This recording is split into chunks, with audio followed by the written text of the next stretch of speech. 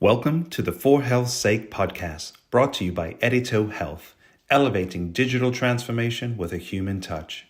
This episode is sponsored by Radical Health Festival. It's critical to be radical.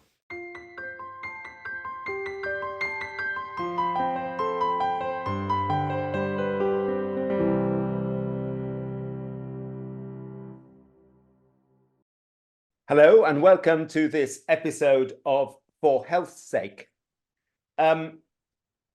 Today we're taking a little trip in the world of the startups, a little trip in the world of innovation, but innovation really at the cutting edge. And I'm joined today by somebody who's a very old friend of mine, Joseph Mocanu. I was going to say who I know when he was still in shorts and was probably in secondary school, but actually I've known him a long time, not quite that long. Joseph, do you want to introduce yourself and say where you come from? Yeah, thanks, Charles, for having me. It's a real privilege and honor to be on this show today, and it's a wonderful opportunity to reconnect with an old friend, a dear old friend who I say looks much better than the last time I saw him. So kudos, living health day in and day out. So I founded and run I would say a boutique venture capital fund based out of Singapore. And what we do is we invest globally at the earliest stages in impactful technologies that can really move the needle for millions of people in healthcare. And I started this first through angel investing on the side of my desk while I was at a management consulting firm, Oliver Wyman, which is actually how I got to know Charles. And I was at that firm for almost 8 years. And before 80 years. Well, if I was 80, I would be very proud of how I look right now. That I guess could be one of the recurring themes going forward. And how do we maximize our health span or well span or however we want to call it these days? Yeah, and before that, I was a scientist, a medical device entrepreneur, and a computer programmer. You may see that I don't look very Singaporean or sound very Singaporean. This is because I spent most of my life growing up in Canada, although I was born in Romania and learned how to speak English in South Korea as well as Romanian, which is kind of weird because I didn't really learn how to speak Korean during that time as I was a toddler. So yeah, that's a random eclectic set of facts about who I am, and happy to go deeper and share some of my opinions on the current state of things. So isn't that interesting? So an eclectic history from somebody meeting an eclectic history from me as well, in terms of where I come from, what I've done, and where I'm going. So this is going to be an interesting conversation.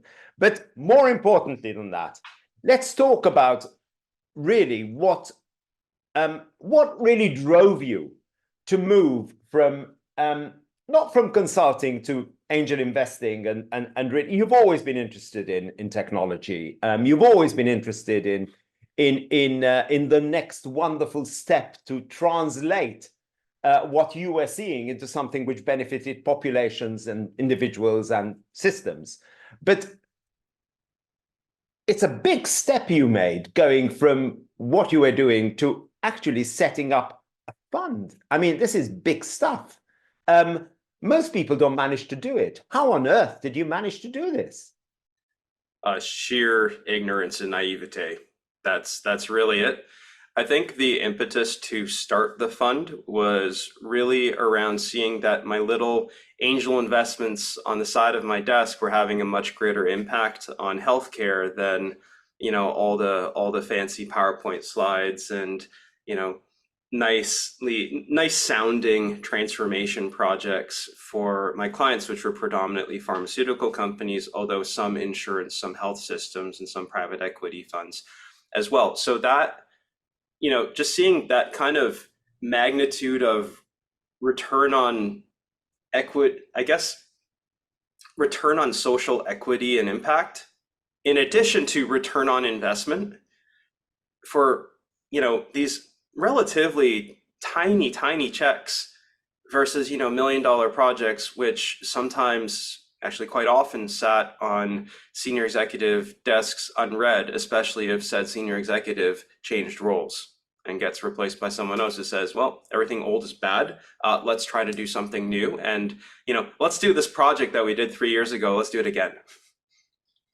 So sorry, that's a really kind of a semi-cynical view of, corporate and consulting life, but that's something that I've Sorry, it's a very personally. honest, it's very honest, Joseph. Come on.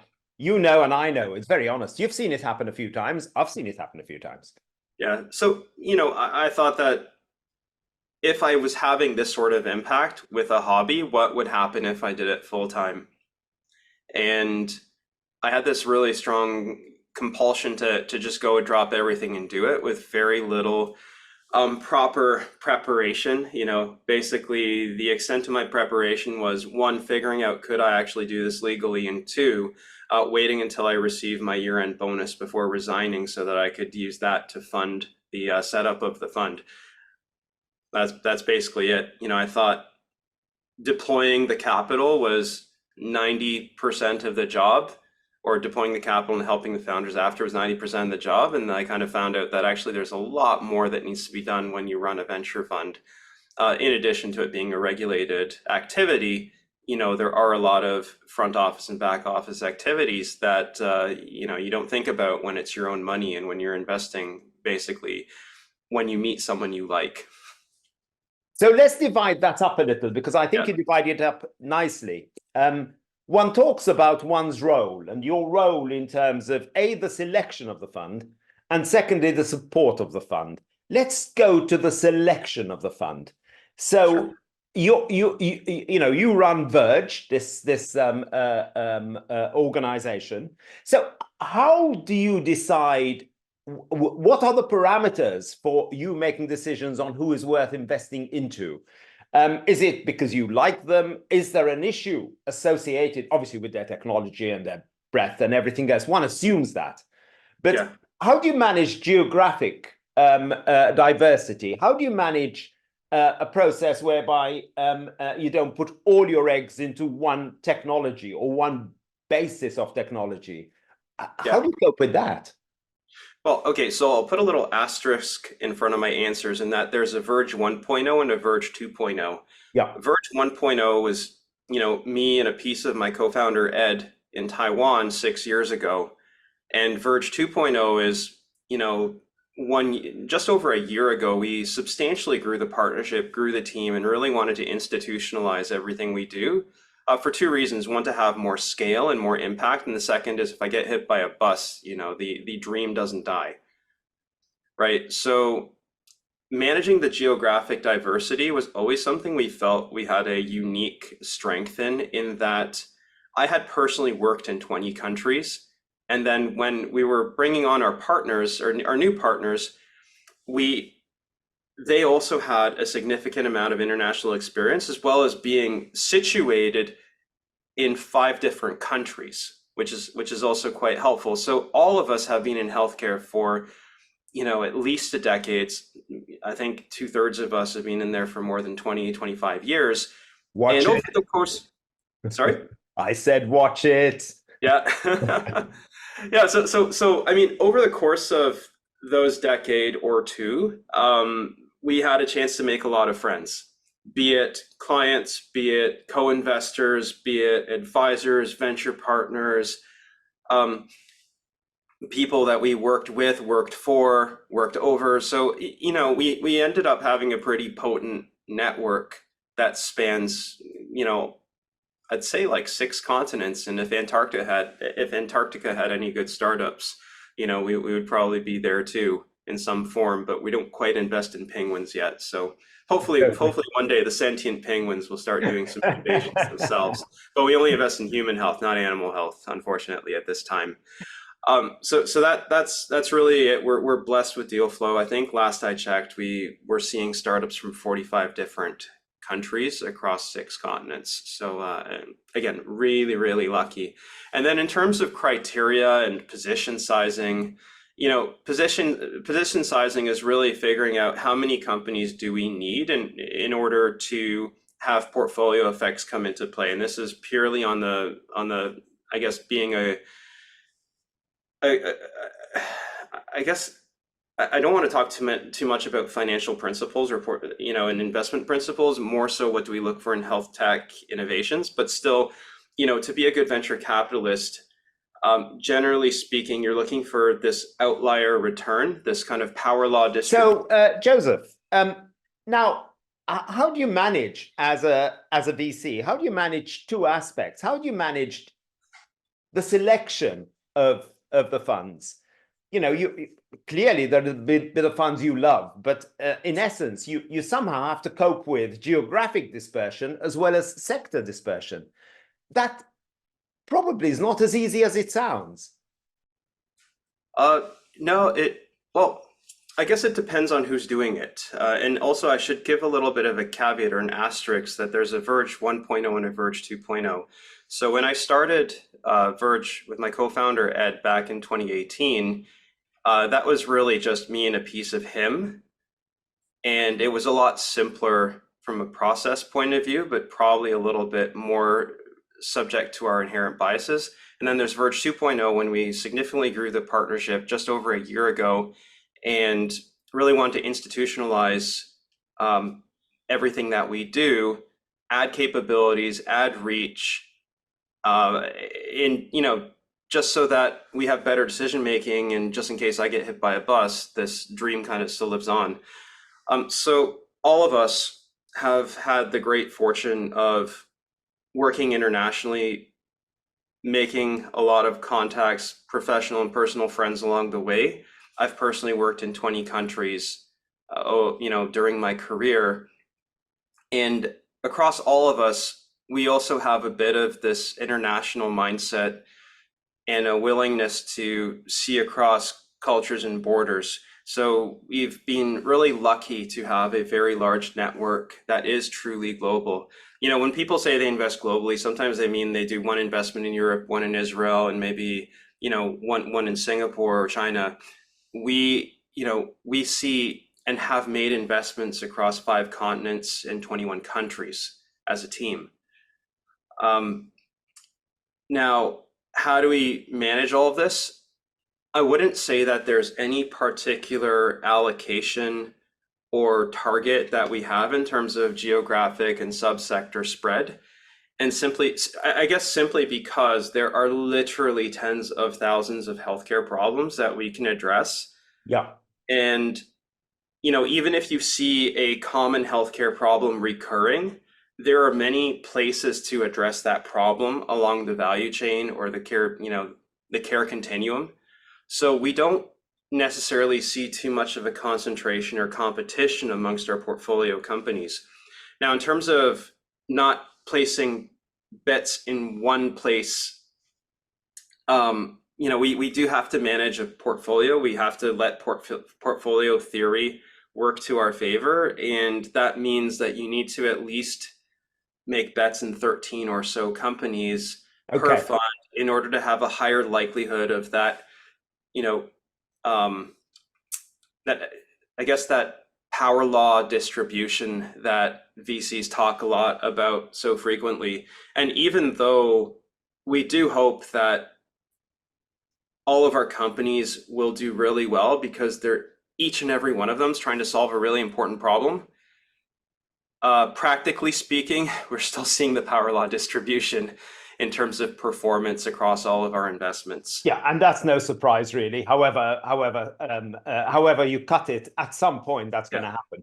Let me ask you one little supplementary there before we move to another area, and it's really around the support you give companies once they're selected, and also how you manage this dilemma, what I see as an eternal dilemma around the timetable and cycle for a venture capitalist organization in terms of your calendar when you're looking for return of investment, and how well that fits with the timetable and calendar of a startup, because the chances that those two are synchronous, in my view, is incredibly small. Most times they're wildly different. And we've seen some pretty high level examples of the effects of that. And, the SPACs, for example, in the US, where they started, and the different timetables and calendars have caused absolute havoc. Yeah, so I'll answer the second one first. I think that's actually an easier question. Look, this is something that is always on the minds of any venture capital fund manager. And we try to make our funds on the longer side, so 10 years plus optional extensions, which sometimes isn't enough time. So but it does give a lot more time than a fund that's say 5 years or 8 years in duration. That's one thing. The second thing is, generally speaking, we invest in companies that don't have very long gestation times before they hit market, unless we feel they have extraordinarily high potential. Generally speaking, we'd like a company to be revenue positive if it's not a deep tech platform, or it's not a deep tech solution. If it's like a platform that can theoretically monetize from day one, we'd like to see product market fit very early on, because it is very difficult when the entry barriers of creating a company like that are very low. For deep tech, that is IP heavy. We understand that takes a lot more time in R&D. Yeah. We'd like to at least see a minimal amount of scientific risk, and it's more around technology, productization, regulatory, and commercial risk. And we would like to see a path to revenue within 2 years of us investing. I think that's one way to do it. And generally, if a company is making revenue, then there's someone out there that is willing to buy that company, or at least buy the shares off of us. Ideally, we'd like to see a company go all the way to its ultimate destination, be it a healthy growth phase company that's, say, distributing dividends and able to actually buy out our shares themselves. That would be really great. That shows you the company's really successful, doesn't rely on IPO markets. That is extremely rare. The next rare option, especially recently, is the IPO route. That's in the past how a lot of ventures like to exit. Unfortunately, that's just not the current environment. It's not conducive to that. So then the third option is a trade sale, where you have a large multinational that is strategically interested in the company, decides to buy it, maybe after working with it for a while or licensing the technology from it, so and so. At some point, they get tired of writing the check and they're like, let's just buy this. It makes sense. And this is probably going to be the most frequent exit route for any of our portfolio companies.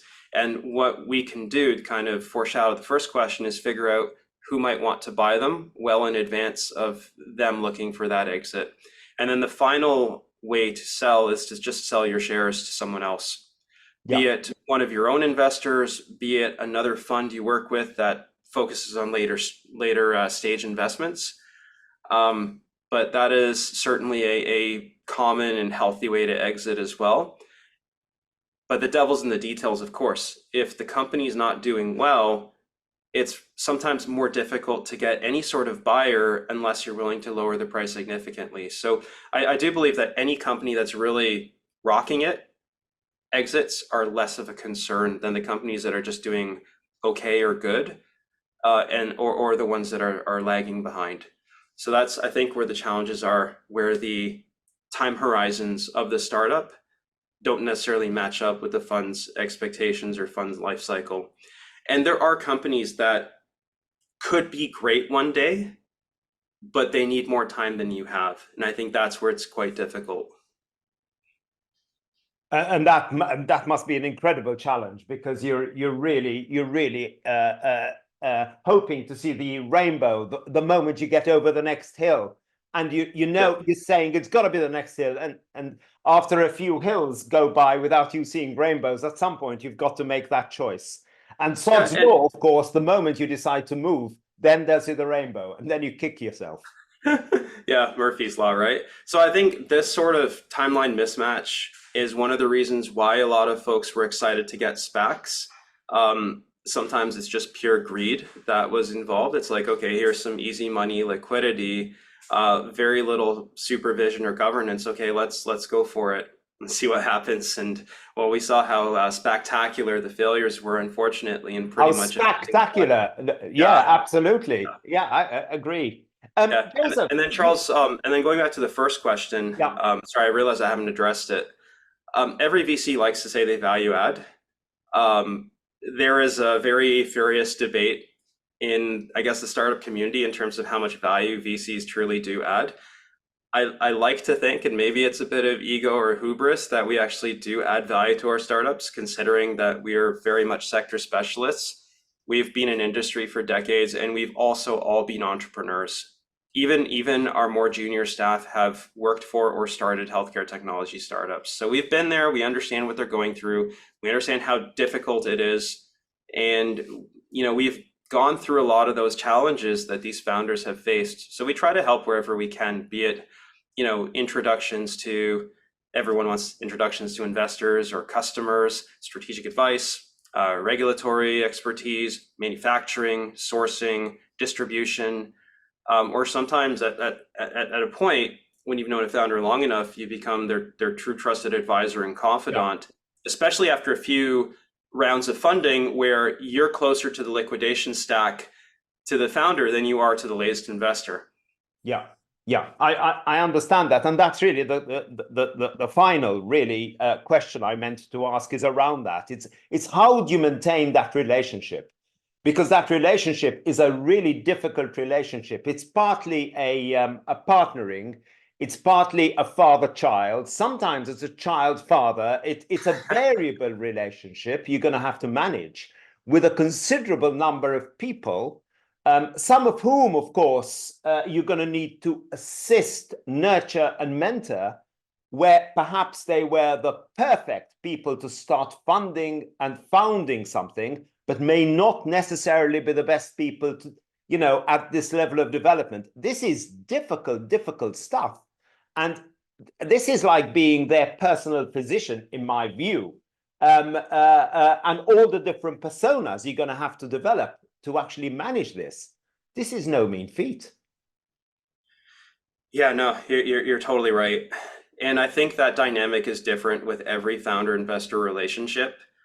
And I think the only thing that you can try to do is just be consistent in how you communicate your expectations and be transparent with your intentions and your expectations as well. I think there has to be also a personal fit between the founder and investor. You have to be able to spend lots of time with this founder in order to have that, kind of mentorship role. And if you are going to be a more active investor, I think this part is crucial, because without trust and respect, there's nothing. Yeah, and absolutely. Sure, you're sitting on opposite sides of the table for a good, 3-4 years of that journey before, bigger seats are pulled to the table and you squeeze in next to the founder and you're on the same side of the table. Yeah. It is a bit of a tough dynamic, at least for those first few years. But afterwards, if you've been if you've been a good investor and a good kind of friend and mentor to the founder, it seems to evolve quite naturally.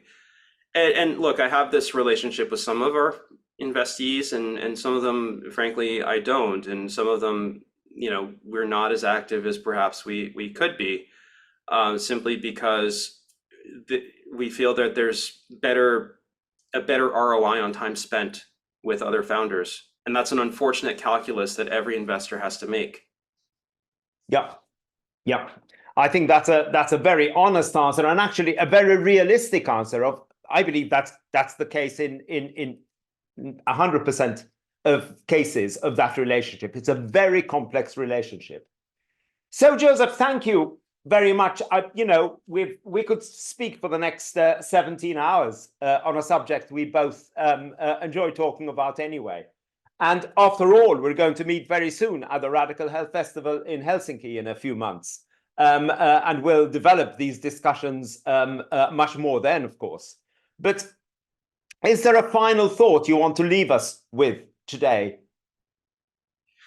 Yeah, I think that within all this talk of doom and gloom, especially in health tech, there are a actually a significant number of companies that have weathered this storm, have bid their time, have been scrappy, have figured out how to keep the lights on by any means necessary, while building a robust layer of clinical and real world evidence, and I guess also economic evidence to say, hey, this can actually help people's lives and or save health systems money. And I do think that we're on an inflection point where I hate to say it, all the tourists have left, both on the founders and the investor side, where we're really going to see some great companies go forward. And hey, I bet my career on it. So we'll see if this actually happens, and if I'm here standing in front of you in 5 or 6 years from now. Well, before the 5 or 6 years, we'll be sitting together having a beer very soon. So thank you, Joseph. Thank you very much for the time you've spent. And we meet again very soon. Looking forward to it, Charles. Thanks so much for having me here.